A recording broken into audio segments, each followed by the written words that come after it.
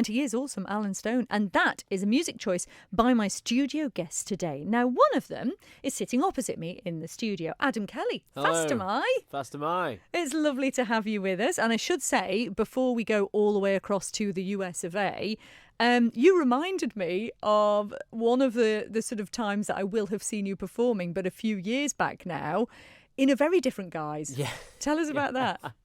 Yeah, so what did we say? About 7 years ago? Probably.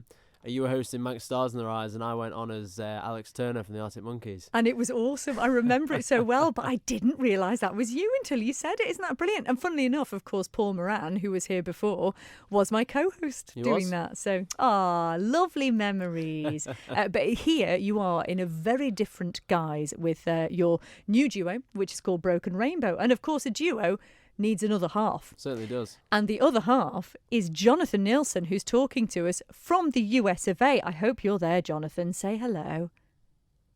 Here I am, Fast am I. Oh, I was a bit nervous there. Fast am I. So where exactly are you, Jonathan? So I'm in Phoenix, Arizona. Oh, it's a beautiful part of the world. I'm very lucky to have been over there. But you're not American yourself, are you? No, I'm originally from Norway. So I suppose I should ask, what took you out there then? So I have some family here, and I just really wanted to do music. So my whole dream in life was to go to California and do music, because that's what you want to do when you're 16. And then I had family in Arizona, and unfortunately, nobody in Arizona at that time told me that it was ridiculously expensive to live in California. So I just ended up staying in Arizona instead. Oh, and it is a lovely place. But it does beg the question then, how on earth are you two in a musical duo together? Adam, how did this happen?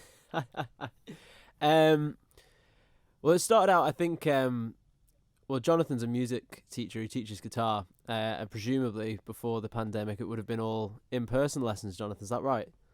That's correct, yeah. Yeah, and then obviously with the pandemic sort of got pushed online doing Zoom lessons and stuff, and I just saw this ad on Facebook, free 30-minute guitar lesson, and I just thought, I'll swoop in on this, have a 30-minute guitar lesson and never speak to him again. But fair due to him, he's a good teacher, and so we started doing lessons, and then I think probably a couple of months in we were talking about writing.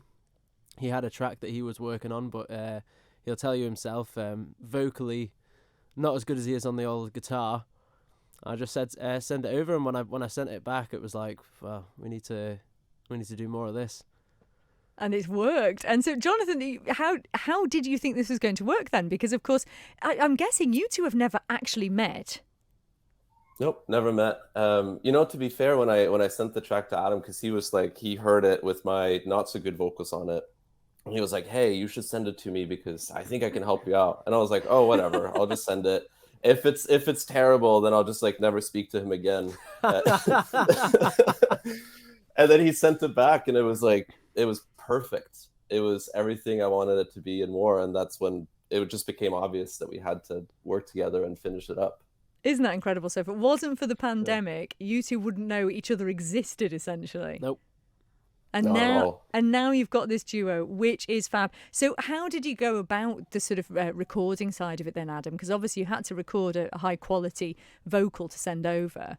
Yeah, literally just my setup at home. It's just like a mic interface into the laptop, into recording software. And because we both use the same recording software, we can just send it back and forth and then tamper with it on either side. It got confusing a couple of times because you're doing so much sending back and forth that you end up with a folder with 10 versions of the same song, and you can't remember which one has all the right stuff on it. And we had to what's going on?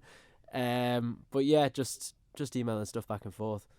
And it's worked. And I should ask, because obviously we heard Alan Stone there, Brown Eyed Lover. Was that, did you both choose that, or was that one of your choices in particular? Whose choice was that? That was my choice. It was your choice? Yeah, I just love Alan Stone. Been obsessed with him for about a year. It was actually Jonathan that showed me Alan Stone, as I said to him one day. I was like, I need some new music. You need to, who are you listening to right now? And he showed me Alan Stone, and that song is my favourite of his. So you must have gelled also on the kind of the love of music that you both had. Did you find that you both immediately had similar music tastes, and that's why Broken Rainbow's kind of worked the way it has? What would you say, Jonathan? I would say it's a little bit of both. I mean, when I sent the Alan Stone track over to Adam, I was just really trying to impress him with my music taste. I'd sent him a couple of other things that he was like, I don't really like this. And I was like, gotta find this one thing that Adam likes.